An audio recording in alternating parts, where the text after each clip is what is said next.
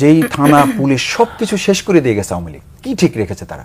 তাদের একদম মানে একজন কনস্টেবল পর্যন্ত আওয়ামী লীগ ছাত্রলীগ না করলে, স্বেচ্ছাসেবক না করলে, আওয়ামী লীগের প্রত্যয়নপত্র না পাইলে তাদেরকে নিয়োগ দেওয়া হতো না।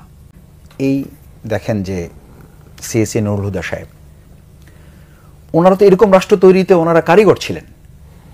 ওনার তো উচিত ছিল এই 2024-এর 5ই আগস্টের পর স্বেচ্ছায় গিয়ে প্রশাসনের কাছে আত্মসমর্পণ করা, যে আমি যে অন্যায় করেছি আমার প্রায়শ্চিত্তের জন্য আমি আপনার কাছে আসছি, সারেন্ডার করছি, আমাকে অ্যারেস্ট করেন।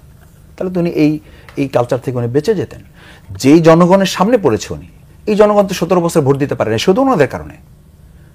আমি তো মানে শেখ হাসিনা আমাদের কাছে যতটা ভয়ঙ্কর ছিল, তার চেয়ে ওনার আশেপাশের দোসরগুলো তার চেয়ে বেশি ভয়ঙ্কর ছিল।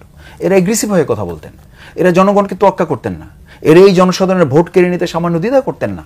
সেই জনগণের সামনে যখন পড়বে তারা তাকে সালাম দিবে, এটাও যেমন আশা করা যথার্থ নয়।